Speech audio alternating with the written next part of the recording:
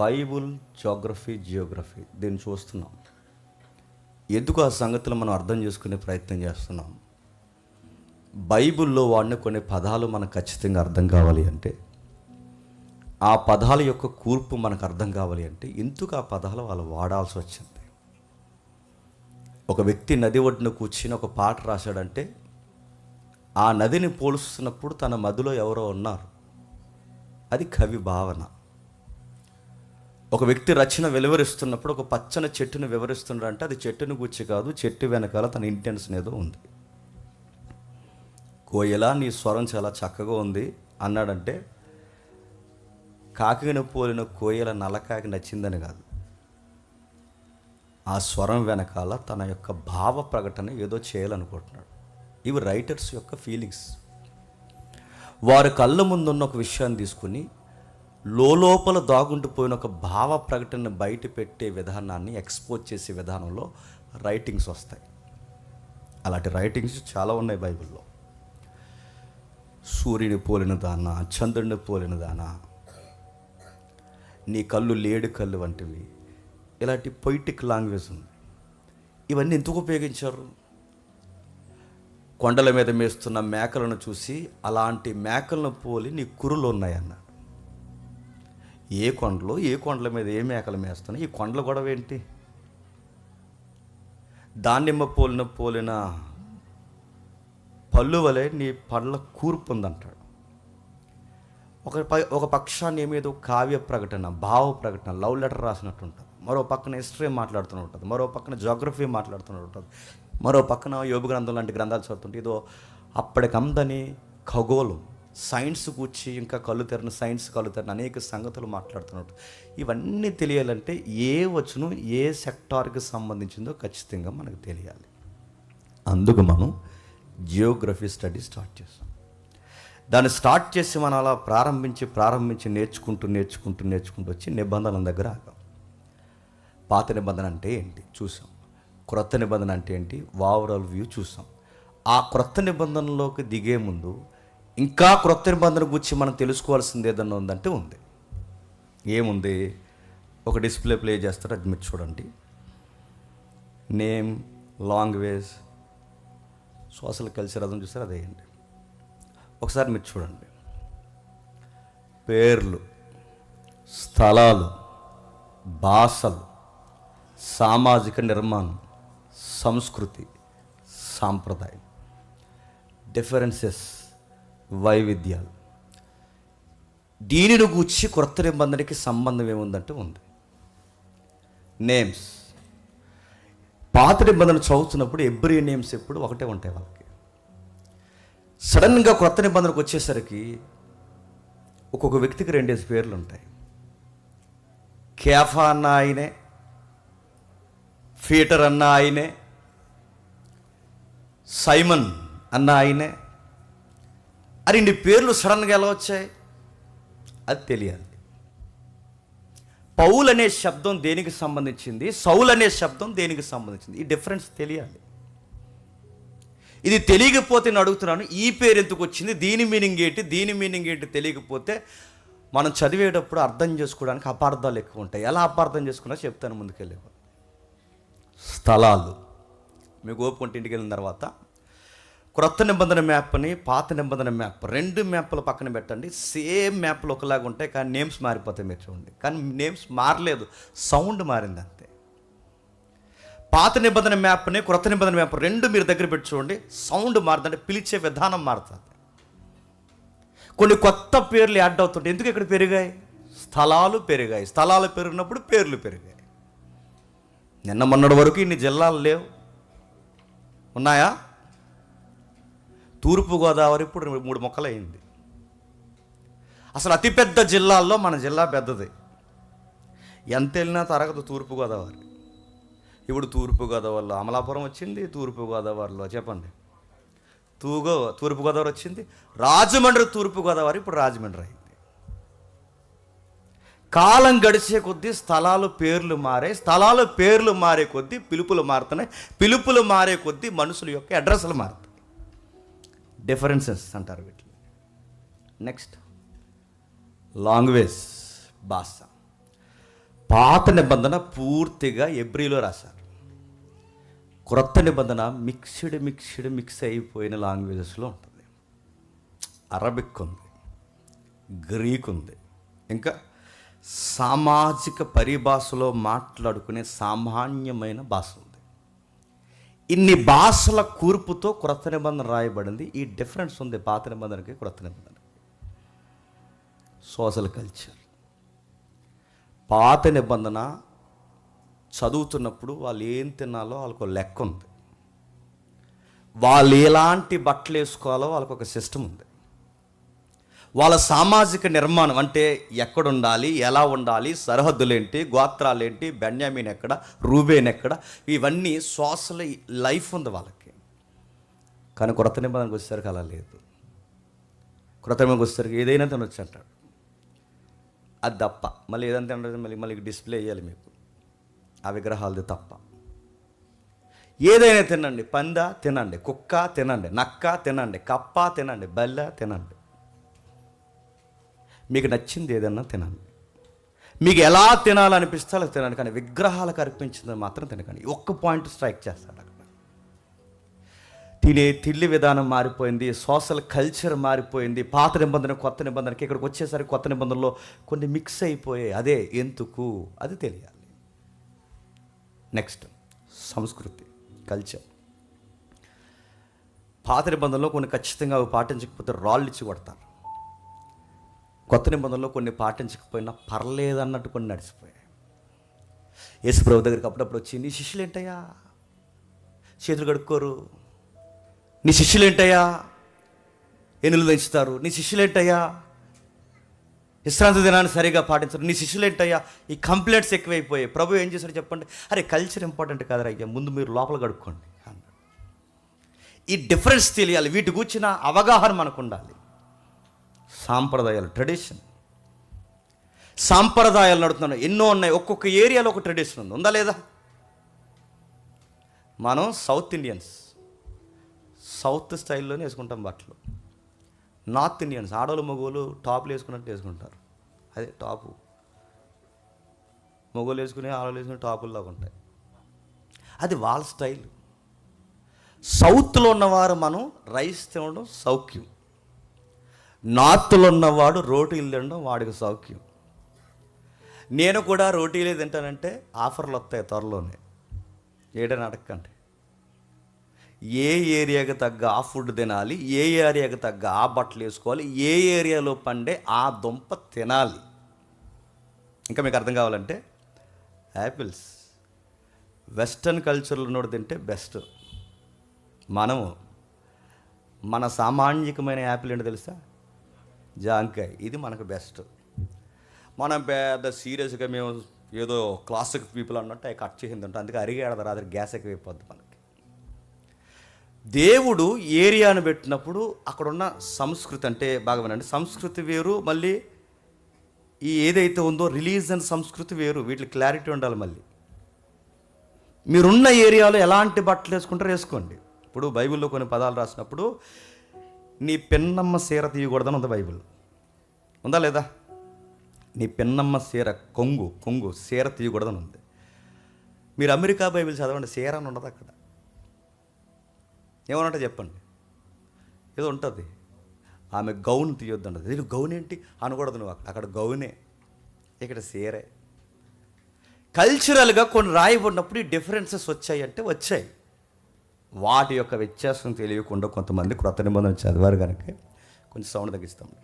క్రొత్త నిబంధన వాటి యొక్క విధి విధానాలు తెలియకుండా చదివారు కనుకే రాను ప్రభు అయిన యేసుక్రీస్తు వారి యొక్క బోధలు అర్థం చేసుకోవడంలో విఫలమైపోయారు. అందుకే ఒక తెలిసి తెలియని ప్రమాదకరమైన స్టేట్మెంట్ ఇచ్చారు. ఆ స్టేట్మెంట్ ఏంటంటే, ప్రభు అయిన యేసుక్రీస్తు వారు పాత నిబంధన పూర్తిగా కొట్టేశాడు అన్నారు లేదా?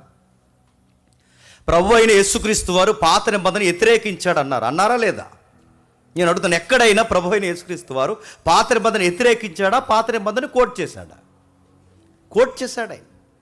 పాత నిబంధన ఎక్కడైనా తక్కువ చేసి ఆయన మాట్లాడా? కానీ ఈ తప్పుడుగా పోర్ట్రేట్ చేసే మెసేజ్లు ఎలా వచ్చాయి? ఎందుకంటే ఈ డిఫరెన్సెస్ వాళ్ళు గమనించలేకపోయారు కనుక ఎందుకు ఏం జరుగుతుంది, ఈ గ్రంథానికి వ్యత్యాసం ఏంటన్నది పట్టుకోలేకపోయారు కనుక ఏకంగా ప్రభు అయిన యేసుక్రీస్తు వారి పాత నిబంధన వ్యతిరేకి అన్నారు.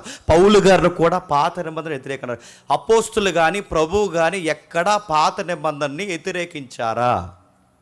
లేదు, స్థిరపరిచారు, బలపరిచారు. అందులో ఉన్న విషయాలు లేవనెత్తి ఆ రెఫరెన్స్ని ఇంకా ఎక్స్ప్లెయిన్ చేశారు. పాత నిబంధన క్రొత్త నిబంధన భక్తులు ప్రభు అయిన యేసుక్రీస్తు వారు ఎక్కడ దాన్ని వ్యతిరేకించలేదు. మరి ఎందుకు వ్యతిరేకించినట్టు వీళ్ళకి ఎందుకు అలా కనబడుతుందంటే అదే అంటున్నాను, తప్పుడుగా అర్థం చేసుకునే పోర్ట్రేట్ చేసే మెసేజెస్ వచ్చాయి కనుక ఈ డిఫరెన్సెస్ తెలియక, ఇలాంటి వ్యత్యాసాలు థియలాజికల్ వ్యత్యాసాలు తెలియకే తప్పుడు విధి విధానాలు ఎక్కువైపోయాయి. నెక్స్ట్, క్రొత్త నిబంధన అర్థం చేసుకోవాలంటే ఇంకా ఏం కావాలి అని ఒకవేళ మీరు నన్ను డైరెక్ట్గా అడిగితే, సువార్తల మీద కాస్తంత అవగాహన ఉండాలి, పత్రికల మీద కాస్తంత అవగాహన ఉండాలి. ఈ రెండు అర్థం కావాలంటే హిస్టరీ అంటే ఏంటో తెలియాలి. చరిత్ర ఎందుకు తెలియాలి? చరిత్ర తెలియకపోతే సువార్తలు అర్థం కావా? చరిత్ర తెలియకపోతే పత్రికలు అర్థం కావా? చరిత్ర తెలియకపోతే క్రొత్త నిబంధన అర్థం కాదా? బ్రదర్ అని మీరు నన్ను అడిగితే ఎస్, కొన్ని విషయాలు అర్థం కావు. ఎందుకు అర్థం కావు, ఎలాగ అర్థం కావంటే ఒక ఉదాహరణ చెప్తాను వినండి. పరిసయ్యులు, సద్దుకయ్యులు, ఈ బ్యాచ్ ఉన్నారు చూసారా?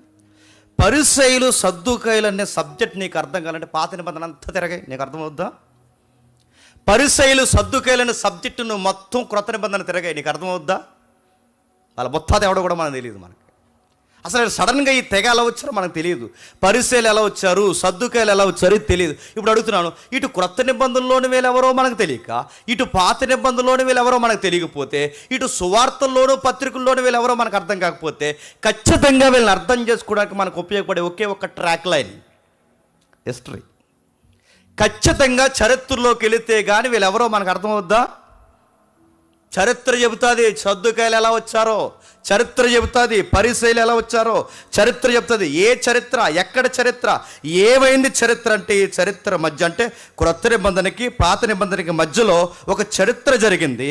ఆ చరిత్రను అర్థం చేసుకుంటేనే ఈ కొత్త తెగలు ఎలా వచ్చాయో అర్థమవుద్ది. ఈ కొత్త తెగలు ఎలా వచ్చాయో అర్థమైతేనే వీళ్ళు ఎంత మూర్ఖులో మనకు అర్థమవుద్ది. వీళ్ళు ఎంత మూర్ఖులో మనకు అర్థమైతే ప్రభువుని ఎందుకు సిలువేస్తారో మనకు అర్థమవుద్ది. అందుకు హిస్టరీ కాస్తంత తెలియాలి. ముఖ్యాంశాలు మరోసారి అర్థమైంది అనుకుంటున్నాను. హిస్టరీ అర్థం కావాలంటే ఖచ్చితంగా అర్థం కావాలి. అర్థం కాకపోతే కష్టం. చాలామంది ఏమన్నారంటే ఆ హిస్టరీ ఎవడు చదువుతాడు, హిస్టరీ ఏమంది మీరు ఎవడో గుర్తురాకూడదు మళ్ళీ మీకు, మందే హిస్టరీ. ఎవరు అన్నారు బయట చరిత్ర మాదే అని అడుగుతాను. చరిత్ర నేను మూలాలు చెప్తున్నాను, చరిత్ర బైబిల్లోనే స్టార్ట్ అయింది. నువ్వే సివిలైజేషన్ కూర్చొని అడుగు, దాని మూలాలు నీకు గూగుల్ తల్లి ఇస్తుంది నాకు తెలియదు, కానీ దాని కరెక్ట్ రెఫరెన్స్ మాత్రం బైబిల్ ఇస్తుంది.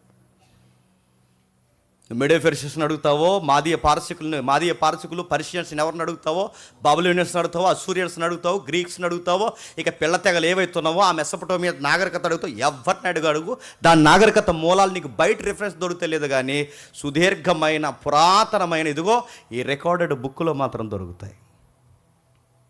వీటిని అర్థం చేసుకోవాలంటే ఖచ్చితంగా హిస్టరీలో పోవాలంటే పోవాలి. మళ్ళీ చెప్తున్నాను, హిస్టరీని చదువుతున్నప్పుడు ఖచ్చితంగా హిస్టరీలాగే చదవాలి. హిస్టరీని నీకు నచ్చినట్టు చదవకూడదు, మిస్టరీ అయిపోద్ది. నీకు నచ్చినట్టు అసలు చదవకూడదు. అది ఎలా ఉందో అలా చదవాలి. ఎలా ఉంది ఇది, ఎలా ఉందో అలా చదవాలి. ఈ ఉన్న దాన్ని రెఫరెన్స్ని పట్టుకెళ్ళి ఆ బయట ఉన్న హిస్టరీని కూడా డిస్టర్బ్ చేయకుండా అక్కడ ఎలా ఉందో ఇక్కడ ఎలా ఉందో రెండూ కంపేర్ చేసి అర్థం చేసుకుంటే కానీ ఈ 400 సంవత్సరాల నిశ్శబ్దంలో ఈ తెగలు ఎందుకు వచ్చారో అర్థం కాదు. వీళ్ళు ఎందుకు వచ్చారో మనకు అర్థం కాకపోతే సడన్గా మత్తయి సువార్తలో వీళ్ళెవరు, మార్కు సువార్తలో వీళ్ళెవరు, లూకా సువార్తలో వీళ్ళెవరు, యోహాను సువార్తలో వీళ్ళెవరు, ఎందుకు యేసుప్రభు మీద వీళ్ళకి ఇంత పగొచ్చేసింది, వీళ్ళెవర్రా సడన్గా మోతుబర్లు ఊడిపడ్డారు ఈ సువార్తల్లో, యేసుప్రభుని ఎద్దేవి చేసి సొలొమోను మందిరాన్ని పరిపాలిస్తున్న వీళ్ళెవర్రా అన్న సబ్జెక్ట్ నీకు అర్థం కావాలంటే ఖచ్చితంగా హిస్టరీలోకి పోవాలి. చూద్దాం అసలు ఏంటి క్రొత్త నిబంధనలోకి వెళ్ళాలంటే తొలి అడుగులు ఏమున్నాయంటే ఒకసారి చూడండి. 3 లైన్స్ మనం చూడబోతున్నాం. అందులో ఒక 3 లైన్స్ మీకు కనబడతాయి. Historical background, socio background. చూడండి, క్రొత్త నిబంధన మనం అర్థం చేసుకోవాలంటే పాఠ్య ప్రణాళిక. జాతకం మీద చూడండి. ఇది మనం చూసుకునే సిలబస్. వీడేదో చెప్పేస్తాడు అనుకోకండి, నా దగ్గర అది లేదు, నేనే కాపీ కూడా తెచ్చాను దాన్ని. ఏదైతే ఉందో మీకు డిస్ప్లే చేస్తున్నది. ఎందుకంటే మనకు కావాలి, భవిష్యత్తులో ఎవరైనా మనకి ఇలాంటి పీడిఎఫ్లు తయారు చేసేవాళ్ళు ఉన్నారా? ఎవరికైనా వచ్చి వర్క్ ఇది వచ్చా? అయిన తర్వాత కనబడు. సరే, syllabus, historical background, socio cultural background, religion background. Socio అంటే సోషల్ కల్చరల్. దీన్ని జాగ్రత్తగా మనం చదువుతున్న మీరు చూడండి. చరిత్ర నేపథ్యం తెలియాలి, సామాజిక సంస్కృతి నేపథ్యం తెలియాలి, మతపరమైన నేపథ్యం తెలియాలి. వీటన్నిటిని టచ్ చేసుకుని వెళితేనే క్రొత్త నిబంధన అర్థమవుతుంది. ఎంత కష్టమా క్రొత్త నిబంధన అర్థం చేసుకోవడం అంటే? కష్టమే. గుడ్డెత్తి చేయలేవు అన్నట్టు చదివితే చెప్పండి, ఈ గుడ్డోడు కలిసి అంట చెప్పండి. అందుకే అన్ని సంఘాలు వేరు, మన సంఘాలు వేరు. కాస్త ఏం చెప్తున్నాము, ఏం వింటున్నాము చూద్దాం. మొదటి పాయింట్ చూసుకుందాం, హిస్టారికల్ కల్చరల్ బ్యాక్గ్రౌండ్. ఆ కల్చరల్, క్షమించండి, ఈ చారిత్రాత్మక నేపథ్యం ఏదైతే ఉందో, చరిత్ర అంటే ఏంటి అసలు మీరు జాగ్రత్తగా చూడగలిగితే చరిత్రలో కొన్ని విషయాలు మనకు అర్థం కావాలి. చరిత్రని ఎప్పుడైనా ఎవడైనా మార్చగలడా? నేను మార్చేస్తానంటారు బయట. చరిత్ర నేను చెప్పకూడదు అనుకుంటా, మేము మార్చేస్తాం అడుగుతున్నాను. చరిత్ర ఎవడో మార్చలేడు. It was no change history, that is history. హిస్టరీని ఎవడో మార్చలేడు. అది జరిగిపోయిన విషయం. అది జరిగిన విషయాన్ని, చరిత్ర సంఘటనల సంపుటిని చదువుకోవడమే చరిత్ర తప్ప, చరిత్రను మళ్ళీ మేము తిరగరాస్తాం, నీ బొంద తిరగరాస్తాం. ఏం రాస్తావు? గోతులోకి పోతావు. నువ్వేం తిరగేస్తావు? చరిత్ర అంటే చదువుకునేది. చరిత్ర అంటే జరిగిపోయిన సంపుట్ల ఆ పరిస్థితులను తెర మీదకి తీసుకొచ్చేది. అంటే ఒక విషయం అర్థం కావాలి అంటే, ఇప్పుడు ప్రజెంట్స్ అర్థం కావాలి అంటే, అసలు పాస్ట్లో ఏం జరిగిందో తెలిస్తే కానీ ప్రజెంట్ నీకు అర్థం కాదు. ఉదాహరణ మీకు చెప్తాను వినండి. భారతదేశం అంటే ఏంటి తెలియాలి నీకు. భారతదేశం అంటే ఏంటో నీకు తెలియాలంటే భారతదేశం చరిత్ర తెలియాలొద్దా? ఇండియా అంటే ఏంటి, భారతదేశం అంటే ఏంటి, ఇండియా అంటే ఏంటి నీకు తెలియాలంటే ఇండియన్ హిస్టరీ తెలియాలి. ఏపీ అంటే ఏంటో నీకు తెలియాలంటే ఏపీ హిస్టరీ తెలియాలి. రాజమండ్రి అంటే ఏంటో తెలియాలంటే రాజమండ్రి హిస్టరీ తెలియాలంటే, ఒక విషయాన్ని, ప్రజెంట్స్ని మనం అర్థం చేసుకోవాలంటే పాస్ట్ ఏంటో తెలియాలి, గతం ఏంటో తెలియాలి, జరిగిన చరిత్రలు ఏంటో తెలియాలి. నా దేశ చరిత్ర నేను అర్థం చేసుకోకపోతే, నా దేశం ఈరోజు ఇంత కలగలిపిన జాతుల సంస్కృతితో ఇంత వెలసెల్లిపోయిన నా భారతదేశం ఏంటో నాకు అర్థం కావాలి అంటే, నా పితరుల దగ్గర నుంచి, నా ముత్తాతల దగ్గర నుంచి ఎంత ఫైట్ జరిగిందో నాకు తెలియాలి. ఉప్పు సత్యాగ్రహాలు అంటే ఏంటో తెలియాలి, ఫ్రీడమ్ ఫైటర్స్ అంటే ఏంటో తెలియాలి, అతివాదులేంటో మితవాదులేంటో, ఈ ఫ్రెంచ్ విప్లవాలు ఏంటో, అవేంటో ఇవేంటో నాకు తెలియాలి. నా సొంత రాజులు ఎవరో, బయట రాజులు ఎవరో, విదేశీయులు ఎవరో, స్వదేశీయులు ఎవరో, కప్పం ఎవరికి కట్టామో, కట్టడానికి దేనికి ఇచ్చామో, ఈ కుల వ్యవస్థ ఏంటో, గ్రంథరాజ్యాలు ఏంటో, మత గ్రంథాలు ఏంటో, ఇవన్నీ తెలిస్తే కానీ నా విశాలమైన భారతదేశం ఏంటో నాకు అర్థం కాలేనప్పుడు నా ఆధార్ కార్డు ఉన్న ఒకటి లేకపోయినట్టు గుర్తుపెట్టుకోండి. నా అడ్రస్ నాకు అర్థం కాదు. హిస్టరీ అంటే ఏంటి? నువ్వు ఎక్కడున్నావో నీకు తెలుసుకోవడం హిస్టరీ. జోగ్రఫీ అంటే ఏంటి? నీ ప్రజెన్స్, నువ్వు ఎక్కడ అడుగెట్టావో నీకు తెలుసుకోవడమే జోగ్రఫీ. నీ సోషల్ లైఫ్ అంటే ఏంటి? నువ్వు ఎలాంటి బట్టలు వేసుకుంటున్నావు, ఎలాంటివి తింటున్నావు, నీ ఏరియా ఏంటి, ఇదే కదా తెలుసుకోవడం అంటే. ఇవన్నీ తెలుసుకోవాలి. ఇవన్నీ మాకెందుకంటే 2000 సంవత్సరాల క్రితం రాయబడిన పుస్తకాన్ని, అంటే క్రొత్త నిబంధనని, 2000 సంవత్సరాల క్రితం రాయబడిన క్రొత్త నిబంధన నువ్వు చదువుతున్నావంటే దాని జోగ్రఫీ నీకు తెలియొద్దా? దాని హిస్టరీ నీకు తెలియొద్దా? దాని జరిగిపోయిన చరిత్ర ఏంటో నీకు తెలియొద్దా? ఇవేమీ తెలియకుండా నువ్వు చదివేస్తానంటే ఎట్లా కుదురుద్ది? అందుకే క్రొత్త నిబంధన చదువుతున్నప్పుడు ఖచ్చితంగా అందరూ ప్రశ్నించుకుంటారు, అసలు ఏంటి క్రొత్త నిబంధన హిస్టరీ? అసలు ఏంటి క్రొత్త నిబంధన హిస్టరీ? దాని చారిత్రక నేపథ్యం ఏంటి, హిస్టారికల్ బ్యాక్గ్రౌండ్ ఏంటి, దాని చరిత్ర ఏంటి, దాని వెనకాల ఏం జరిగింది, కాస్తంత టూకీగా మనకు అవగాహన ఉండాలి. చూద్దాం. మీకు అవగాహన ఉంది నేను చెప్పాను. మలాకీకి చెప్పండి, అందుకని నొక్కాను. మలాకీకి చెప్పండి, మళ్ళీ చెప్తున్నాను. మలాకీకి అందరికీ సౌలభ్యమైన పదం గుర్తుపెట్టుకోండి. మలాకీకి క్రొత్త నిబంధనకి గ్యాప్ ఉంది. మీరు ఏ పుస్తకం ముందెట్టకండి. కొంతమంది అది అంటారు, కొంతమంది ఇది అంటారు. వెంటనే మనకు మలాకీ అనగానే మామ కలిపేహం మత్తయ్య అని. మలాకీకి క్రొత్త నిబంధనకి గ్యాప్ ఉంది. అంటే మలాకి క్రొత్త నిబంధనకి గ్యాప్ ఉంది. ఎంత ఉంది? 400 సంవత్సరాలు ఉంది. ఈ 400 సంవత్సరాలని చాలామంది కామెంటరీ రాసిన వారు లేదా వ్యాఖ్యానించిన వారు ఏమంటారంటే సైలెంట్ ఇయర్స్ అంటారు. వాడు ఏంటట? సైలెంట్ ఇయర్స్, నిశ్శబ్ద సంవత్సరాలు. ప్రశ్న, ఎవరు నిశ్శబ్దంగా ఉన్నారు చెప్పాలి. నేను ఎవరికి అడగట్లేదు ఈ ప్రశ్న. సైలెంట్ ఇయర్స్ అన్నారు, ఎవరు సైలెంట్గా ఉన్నారు? మళ్ళీ ప్రశ్న, దేవుడు సైలెంట్గా ఉన్నాడు అంటారు. మళ్ళీ ప్రశ్న, అసలు దేవుడు సైలెంట్గా ఉంటాడా? మళ్ళీ తిరిగేసిన ప్రశ్న, అసలు దేవుడు సైలెంట్గా ఉండడానికి ఆయన మనిషా? ఆయన సైలెంట్గా ఉంటే భూమి తిరుగుద్దా? ఆయన సైలెంట్గా ఉంటే సూర్యుడు వికసిస్తాడా? ఆయన సైలెంట్గా ఉంటే చరిత్ర నడుస్తుందా? ఆయన సైలెంట్గా ఉంటే ఒకడు ఎక్కగలడా, ఒకటి దిగ్గలడా? రాజు అయినా, సింహాసనం మీద కూర్చున్నా, ఇప్పుడు పిఎం అయినా, సీఎం అయినా, లోకల్ ఎమ్మెల్యే అయినా, లోకల్ పంచాయతీ ప్రెసిడెంట్ అయినా, ఎవడైనా ఒకడు ఎక్కి దిగి పరిపాలించాలంటే, సమస్తము పరిపాలించే ఈ కౌన్సిల్ భూమి మీద రన్ అవ్వాలంటే కనబడిన కౌన్సిల్ ఉంది. దాని బైబిల్ ఈ వర్డ్స్ వాడారు, తేజోవాసుల సమూహం అన్నారు. తేజోవాసుల సమూహం అనగానే అబ్రహాం, ఇస్సాకు, యాకోబు అది అనుకోకండి. తేజోవాసుల సమూహం అంటే గాడ్స్ కౌన్సిల్ అంటారు దాన్ని. అంటే ఆ కౌన్సిల్ 24 hours రన్ అవుద్ది. అదృశ్య లోకాల ఆంతర్యం అని ఒక సబ్జెక్ట్ మాట్లాడడం వీలైతే వినండి. అది ఎక్కడ ఉందనంటే ఇంక అంతే సంగతులు. ఇంకా అది యూట్యూబ్లో ఉంది. ఒక 7 సబ్జెక్టులు అయినా మాట్లాడడం వినండి, చాలా డీప్ స్టడీ అది. దేవుడు సైలెంట్గా ఉంటాడన్న వర్డ్ ఆయనకి మ్యాచ్ అవుద్దా? లేదు. మళ్ళీ అడుగుతున్నాను, ప్రవక్తలు ఆగిపోయారంటే బాగుంది, గ్రంథ వివరణ ఆగిపోయింది, రైటింగ్స్ ఆగిపోయారంటే బాగుంది. కానీ దేవుడు 400 సంవత్సరాలు సైలెంట్ అయిపోయాడు అన్నది ఆయనకి మ్యాచ్ అవ్వదు. దేవుడు అలిసిపోడు, దేవుడు నోరు మూసుకుని కూర్చోడు, దేవుడు కలగజేసుకోకుండా ఏదుండడు. ఆయన సైలెంట్గా లెటర్స్లో లేడేమో కానీ చరిత్రలో ఆయన అక్కడక్కడ తను చేయాల్సిన పని తను చేశాడు. చట్టం తన పని తాను చేస్తుంది అన్నది ఎంతో వాస్తవమో చెప్పండి. చరిత్రలో దేవుడు తన పని తాను చేశాడు 400 సంవత్సరాల్లో అన్నది కూడా అంతే వాస్తవం. ఇప్పుడు కూడా దేవుడు తన పని తాను చేస్తున్నాడు, ఆయన సైలెంట్గా లేడన్నది కూడా చెప్పండి అంతే వాస్తవం. దేవుడు సైలెంట్గా ఉండడు.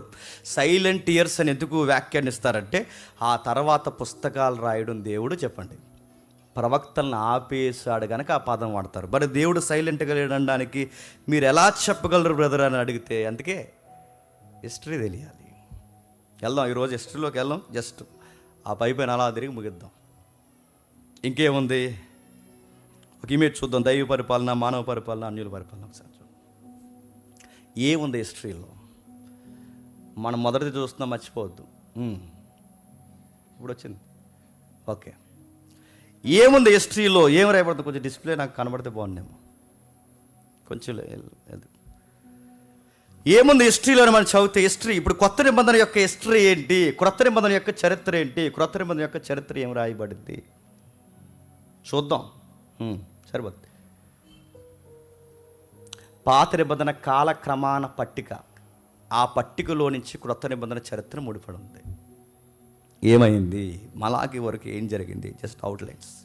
ఏం జరిగింది మీరు జాగ్రత్త చూడండి. అబ్రహాము, ఇస్సాకు, యాకోబు, మోసే, నిర్గమాకాండం, ఆ కాండాలు, యెహోషువ, న్యాయాధిపతులు, అక్కడికి ఒక కాలం అయిపోయింది.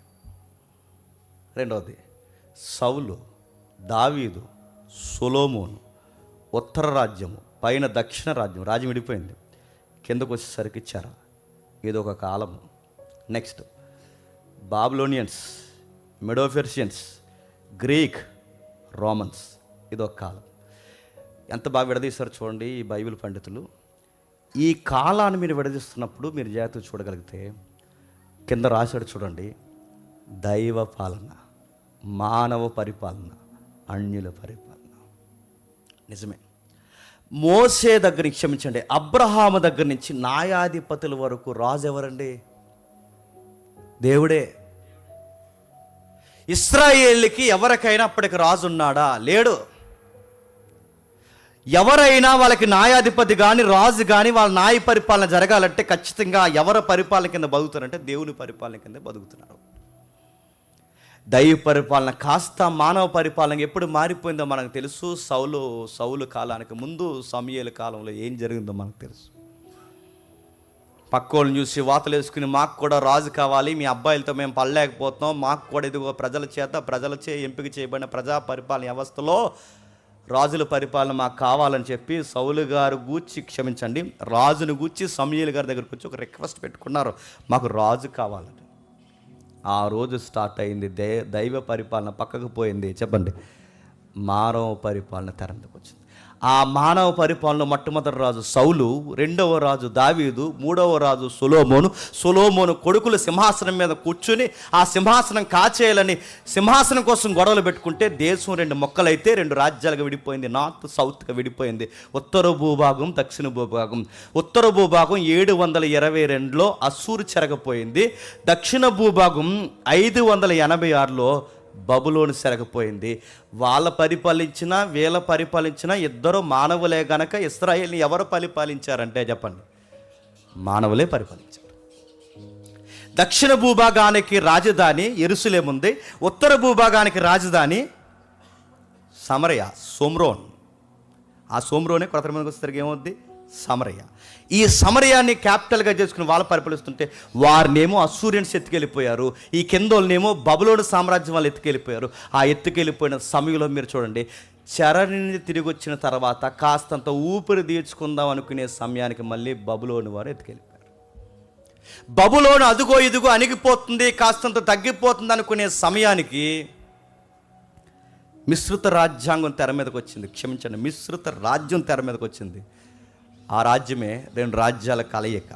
ఆ రెండు రాజ్యాలు ఏంటి చెప్పండి, మాదియ పారసిక, పర్షియన్స్. మన టాటా చనిపోయాడు కదా, రతన్ టాటా, ఆ జాతే పర్షియన్స్. ఎవరైతే ఉన్నారో వాళ్ళ గురించి మాదీయ పారసికులు. ఈ మాదీయ పారసికులు మీరు జాగ్రత్త గమనించండి. ఈ మాదీయ పారసికుల వరకే పాత నిబంధన రికార్డ్ చేయబడింది. ఆ మాదీయ పారసికుల పరిపాలన వరకే పాత నిబంధన రికార్డ్ చేయబడింది. ఎవరు మాదీయ పారసికుల వరకు పాత నిబంధన రికార్డ్ చేయబడిందంటే మనకి డైరెక్ట్ రెఫరెన్స్ ఏదన్నా ఉందంటే ఉంది. మీరు ఎస్తేరు గ్రంథంలో డైరెక్ట్ కనబడతారు వాళ్ళిద్దరు. ఎవరిద్దరు? మాదీయ పారసికులు. ఇంకా మీకు డైరెక్ట్గా దానియేలు కాలంలో కనబడతారు. ఇంకా డైరెక్ట్గా ఆ భక్తులు చెరగపోయిన కాలంలో కనబడతారు. అంటే మెజారిటీ పాత నిబంధన ఏ రాజ్య పరిపాలన వరకు రాయబడిందంటే మాదీయ పారసికుల వరకు రాయబడింది. మీకు గ్రీకుల ప్రస్తావన, మళ్ళీ అడుగుతున్నాను, మీకు గ్రీకుల ప్రస్తావన అంటే గ్రీకుల పరిపాలన రాజులు వీరని నేమ్స్తో సహా ఎక్కడైనా మీకు పాత నిబంధనలో కనబడద్దా? మీకు ఎక్కడ మీకు కనబడదు? మీకు కావాలని చూడండి, ఎక్కడ మీకు కనబడదు. అలానే మరి గ్రీకుల కోసం లేదంటే ఉంది. అలానే రోమా సామ్రాజ్యం కోసం పాత నిబంధన లేదంటే ఉంది. ఎలా ఉందంటే రోమన్స్ గురించి రోమన్స్ అని లేదు, గ్రీకులు గురించి గ్రీకులు అని లేదు. వాళ్ళ రాజుల పరిపాలన ఇదిగో మనకి మాదీయ పారసికులు పరిపాలిస్తున్నప్పుడు మాదీయ పారసికుల చక్రవర్తి ఎవరైతే ఉన్నారో ఆయన పేరు ఎస్తేరమని చేసుకున్నాడు, హాస్వరస్ ఆయన పేరు రికార్డెడ్గా ఉంటుంది, దర్యావేసు రికార్డెడ్గా ఉంటుంది. ఎవరైతే ఉన్నారో ఈ రాజులు రికార్డెడ్గా ఉంటాయి. కానీ గ్రీకు రాజుల పేర్లు మీకు కనబడతాయా? కనబడవు. ఇప్పుడు ప్రశ్న, ఎందుకు కనబడవు? ఎవడన్నాడు? రాయలేదు కాబట్టి కనబడలేదు అన్నాడు. అది కాదు నేను అడుగుతున్నాను, ఎందుకు కనబడవంటే అక్కడి నుంచి సైలెంట్ ఇయర్స్ స్టార్ట్ అయ్యాయి. ఎక్కడి నుండి?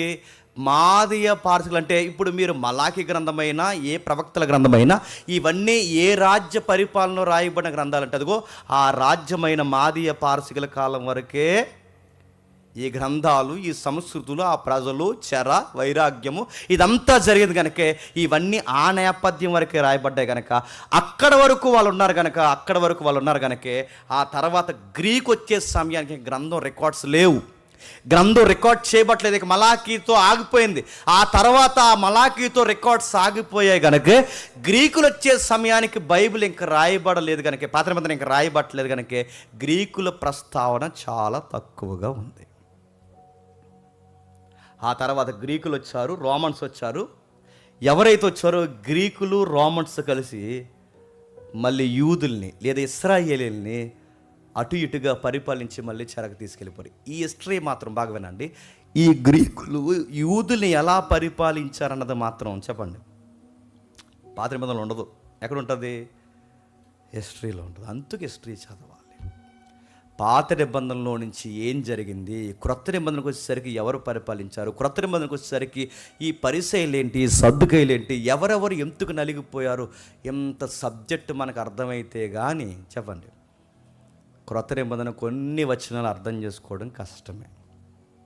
రెండోది నెక్స్ట్ అది మనం చదువుకుంటూ వెళ్ళిపోతే క్రొత్త నిబంధన పాత నిబంధన రెండు అంటే పాత నిబంధన పూర్తిగా మాదీయ పారసికుల వరకు రాయబడితే క్రొత్త నిబంధన పూర్తిగా గ్రీక్ టచ్ అవుతుంది. అప్పటికి రోమా పరిపాలన వచ్చే సమయానికి క్రొత్త నిబంధన రాయబడింది. అందుకే గ్రీకు అప్పటికి ప్రపంచాన్ని బాగా పరిపాలించింది. ద గ్రేట్ అలెగ్జాండర్ అన్నారుగా. ఎందుకు ద గ్రేట్ అలెగ్జాండర్ ఎందుకంటే గ్రేట్గా పరిపాలించాడు కనుక. గ్రీకు వీరుడు అన్నారు కదండి, మీ గ్రీకు వీరుడు అనగానే అక్కినేని గారు అబ్బాయి గుర్తురాకూడదు. మీ గ్రీకు వీరుడు అంటే అలెగ్జాండర్, ద గ్రేట్ అలెగ్జాండర్. ఆయన టైంలో ప్రపంచాన్ని ఆయన మన ఇండస్ వ్యాలీ వరకు ఆయన పరిపాలించాడు కనుక అక్కడ వరకు వారి పరిపాలన ఉంది కనుక ఆ రోజుల్లో ఇంటర్నేషనల్ లాంగ్వేజ్ అయిపోయింది. ఏది చెప్పండి? గ్రీక్. ఈరోజు ఇంగ్లీష్ ఎంత ఫ్యాషన్గా మనం మాట్లాడుతున్నామో ఆ రోజుల్లో కూడా క్లాసిక్ లాంగ్వేజ్ ఏంటో తెలుసా? గ్రీక్. ఆ రోజుల్లో అంత సుదీర్ఘమైన పరిపాలన గ్రీకు పరిపాలన జరిగింది కనుక క్రొత్త నిబంధన ఏ భాషలో ఎక్కువ రాశారు చెప్పండి? గ్రీకు పరిభాషలో. రోమన్స్ కూడా ఆ రికార్డ్స్లోనే ఎక్కువ తిరిగారు కనుక రోమన్ అంకెలు రోమన్ భాష అందులోనే ఉపయోగపడుతూ మిక్స్డ్ ఎందుకని చెప్పండి, రోమీల దేవతలు గ్రీకు దేవతలు ఎంత దగ్గర అమ్మమ్మలు ముత్తాతలు తాతీలు వాళ్ళందరూ ఒకటే బ్యాచ్ ఈ దేవుళ్ళు. అందుకే వాళ్ళకి పెద్ద భాషా వ్యత్యాసం లేకపోయినా వీళ్ళిద్దరూ కలిసి పరిపాలించినప్పుడు వాళ్ళకి టంగ్ ప్రాబ్లం లేదు, లాంగ్వేజ్ ప్రాబ్లం లేదు కనుక అదే భాషలో ఏ నిబంధన రాశారో తెలుసా? క్రొత్త నిబంధన రాస్తారు. పాత నిబంధన పూర్తిగా ఎబ్రీలు ఎందుకు రాశారంటే వాళ్ళు ఎబ్రీ కల్చర్లో పాత నిబంధన కల్చర్లో ఉన్నారు కనుక ఆ భాషలో రాస్తారు. ఇలా చదువుకుంటూ మనం వెళ్ళిపోతే ఆ తర్వాత చెరకొచ్చారు. చెరకొస్తే ఏం జరిగిందో మనకు తెలుసు. నెక్స్ట్ ఇమేజ్ చూపించండి. చెరకొస్తే ఏం జరిగిందో మనకు తెలుసు. ఆ ఇమేజ్లో చెరకపోయిన తర్వాత వాళ్ళు బయటకు వచ్చే సమయం నెక్స్ట్ ఇమేజ్ బయటకు వచ్చే సమయానికి సుమారు 3 గుంపులు కనబడతాయి. మీరు చూడండి. మీకు అర్థం అవ్వకపోయినా చెప్పండి, అర్థమైనట్టే. సుమారు 3 గుంపులు కనబడితే మీరు చూడండి. మొదటి గుంపు, రెండవ గుంపు, మూడవ గుంపు. వాటికి సంవత్సరాలు కూడా ఉన్నాయి చూడండి మీరు పైన. 606లో మొదటి గుంపు ప్రస్తావన జరిగింది. ఆ మొదటి గుంపులో ప్రస్తావనలో ఎవరో ఎక్కువ పాత్ర క్రియాశీలకంగా పోషించారంటే దానియేలు. ఎవరు? దానియేలు. ఆ దానియేలు గారు కూర్చున్న చెర ప్రస్తావన ఎక్కడుంది మనకంటే 2వ రాజుల గ్రంథం 24వ అధ్యాయంలో ఉంటుంది. మీకు అర్థమైపోయినా చెప్పండి, అర్థమైనట్టే.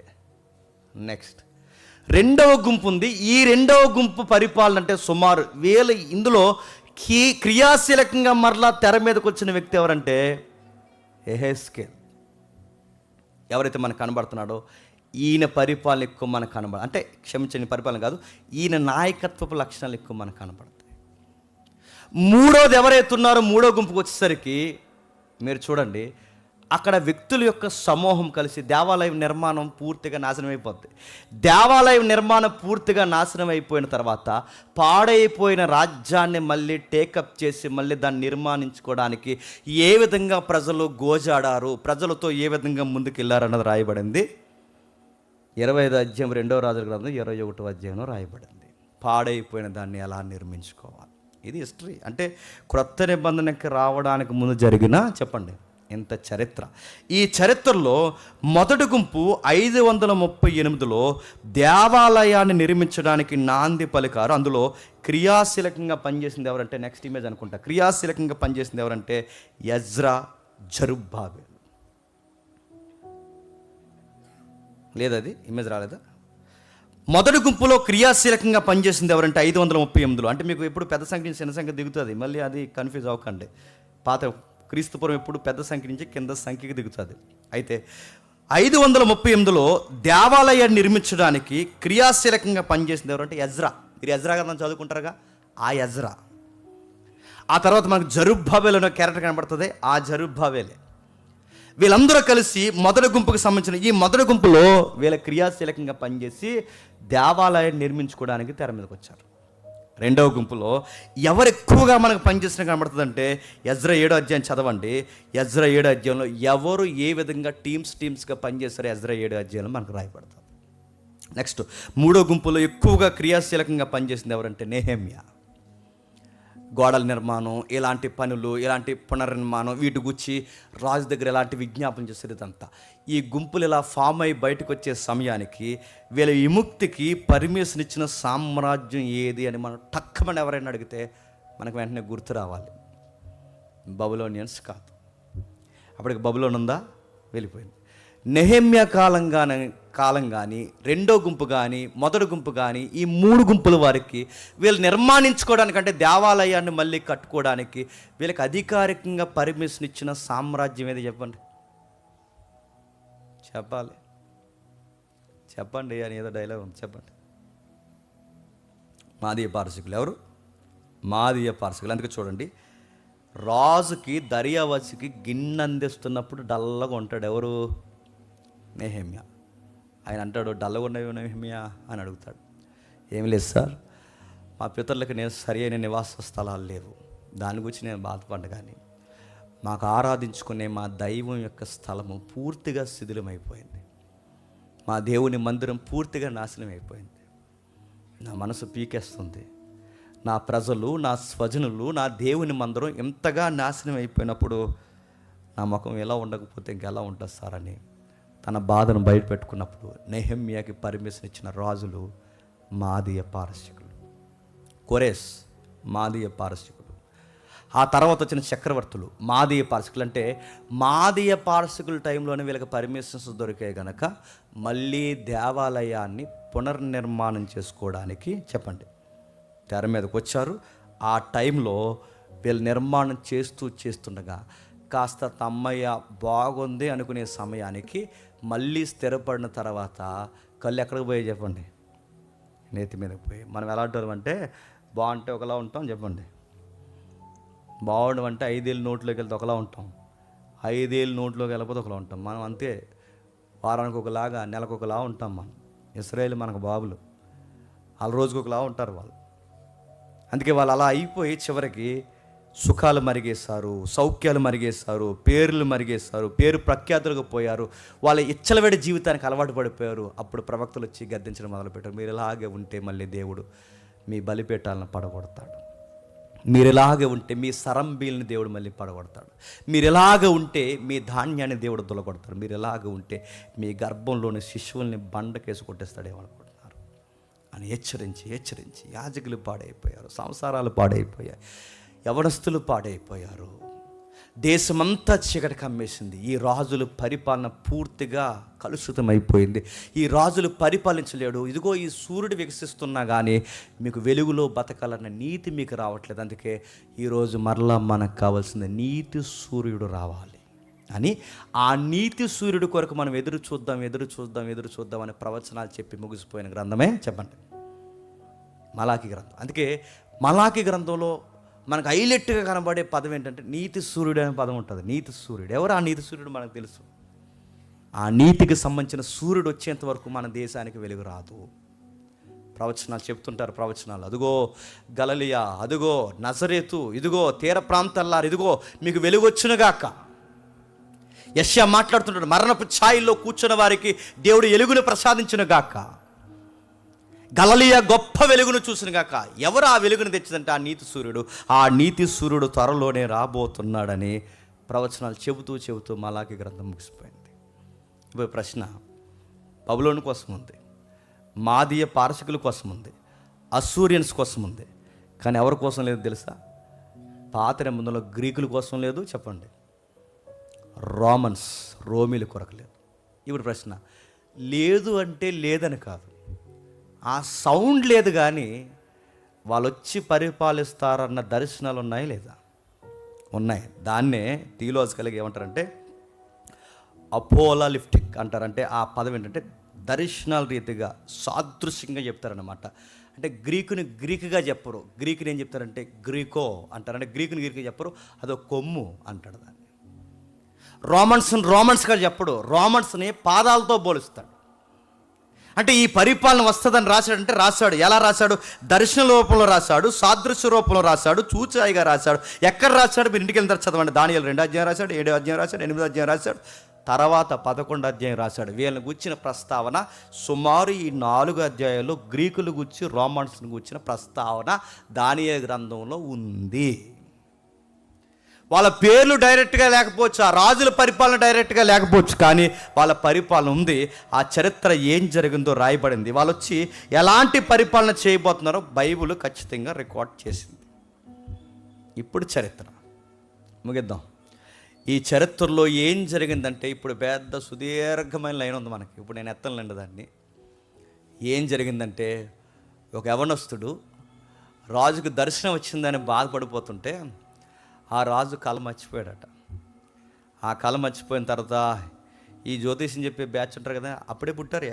ఎక్కడ ఆ బబులోని సామ్రాజ్యం పుట్టారు జ్యోతిష్యం బ్యాచ్. జ్యోతిష్యం పుట్టింది అక్కడ. రేఖలు చూసి, నుదురు చూసి, అది చూసి, ఇది చూసి, పైన కిందకు చూసి, నీ కళ్ళు చూసి, నన్ను చూసి, నా నెత్తి చూసి జ్యోతిష్యం చెప్పే సూత్రాలు కూడా మాసచర్య. నెలకి ఏం జరుగుద్ది, సగునచర్య, నెక్స్ట్ మినిట్ ఏం జరుగుద్ది, ప్రాక్టీస్ అని పుట్టింది అక్కడే. వీళ్ళందరినీ పోగేసి రాజు అని అంటారు, అబ్బాయి నాకు కళ వచ్చింది, నాకు భావం చెప్పండి అంటే వీళ్ళందరూ అన్నారు, కళ ఏంటో చెప్పండి చెప్పేస్తా అన్నారట. కళ మర్చిపోండి అన్నాడట. అదేంటి ఇప్పుడు అన్నాడట, కళ చెప్పాలి, భావం చెప్పాలి, ఎవడైనా తేడా చెప్పాడంటే ఇద్దరు నరికి పడేస్తా అన్నాడట. ఎవడైనా చెప్పడానికి వస్తాడా, ఎదురు చెప్పు అనుకోండి, కళ ఇలా వచ్చిందని చెప్తే ఎదురు చెప్పేసి వాళ్ళు ఉన్నారు లేదా ఈ రోజుకి. నాకు ఎందుకు ఈ మధ్య అస్తమాలు పాము కళ్ళలోకి వస్తుందంటే ఏం చెప్తారు చెప్పండి. పాము అంటే ఏమనుకుంటున్నావు, ఎవడో ఉన్నాడు నీకు శత్రువు, పడవ ఉంది అది అన్నారంట. అడుగుతున్నాను, ఎదురు చెప్పేస్తారని అడుగుతున్నాను. అసలు నా కల్లోకి ఏమొచ్చిందో తెలియదు, నేను మర్చిపోయిన. ఇప్పుడు రెండూ చెప్పాలి. ఎవడు చెప్పగలడు, మానవుడు చెప్పగలడా?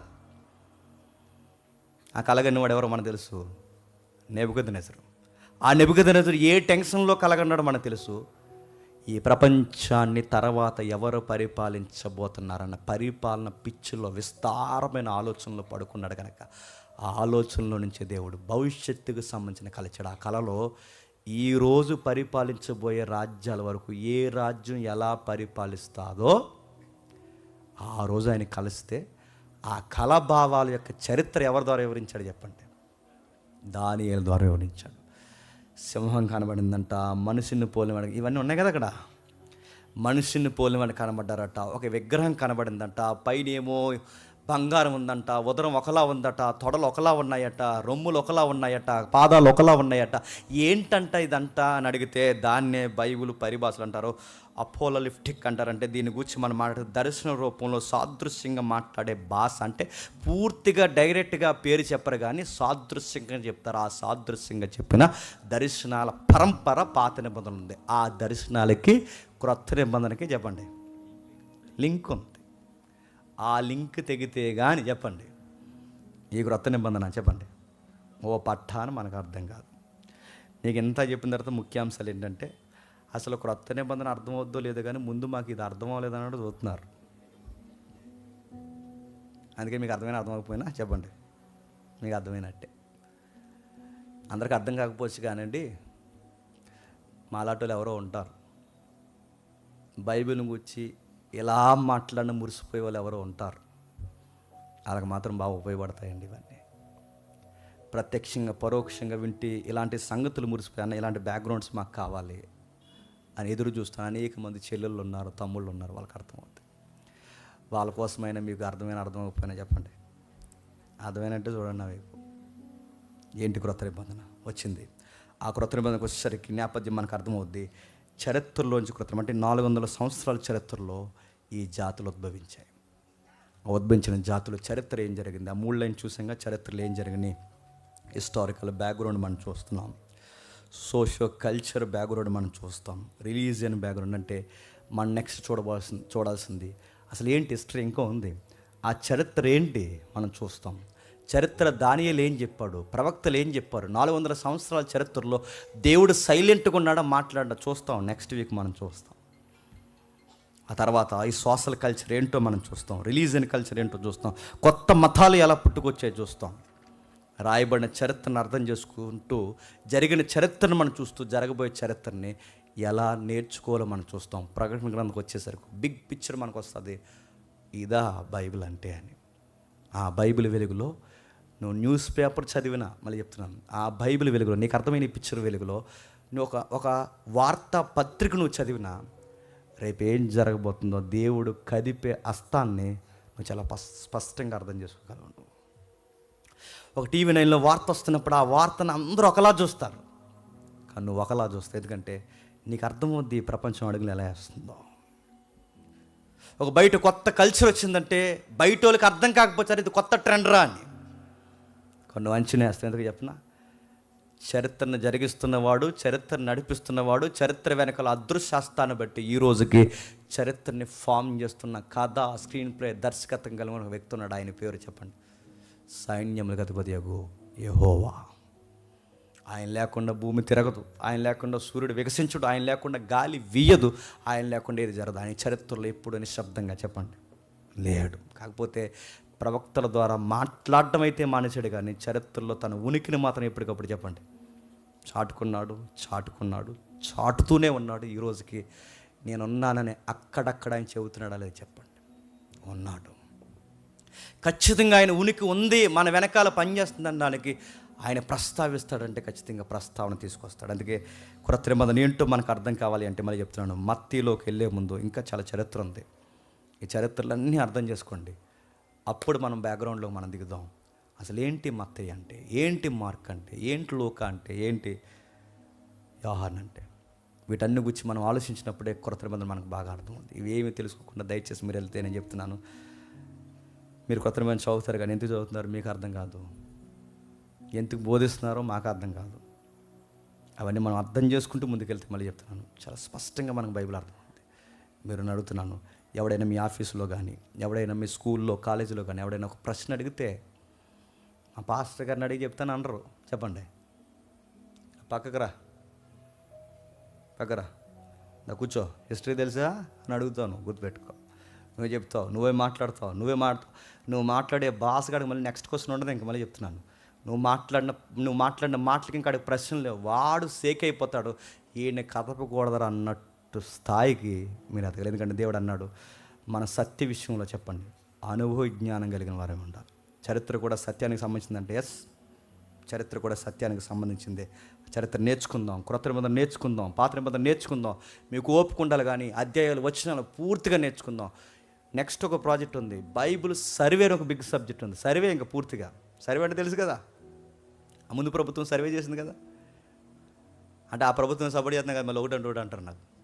సర్వే అంటే కొన్ని సర్వేలు జరగకపోతే గూగుల్ మ్యాప్ ఎలాగైతే అప్డేట్ అవుదో మళ్ళీ చెప్తున్నాను, బైబిల్ కూడా సర్వే ఉందంటే ఈ అధ్యాయం ఏంటి, ఈ వచ్చినవి ఏంటి, ఒక సర్వే ఉంది. ఇది కనుక మనం సక్సెస్ చేయగలిగితే నెక్స్ట్ ప్రాజెక్ట్ ఏంటి చెప్పిన, బైబిల్ సర్వే మొత్తం ఆది కాడి నుంచి ప్రజ్ఞ వడబోసేస్తాం అసలు ఏముందని. అంత జరగాలంటే చెప్పండి, ముందు మనకి చెప్పండి ఆరోగ్యం ఉండాలి, చెప్పండి ఆయుస్ ఉండాలి, అన్నిటికంటే మీకు ఇంట్రెస్ట్ ఉండాలి. ఆ దేవుడు మనల్ని బలపరచాలి. ఇవన్నీ మీరు జాగ్రత్తగా ఉండగలిగితే ఇవన్నీ విందాం, భవిష్యత్తులో ఆలోచనాత్మకంగా ముందుకెళ్దాం. దేవుడు మిమ్మల్ని దీవించును గాక.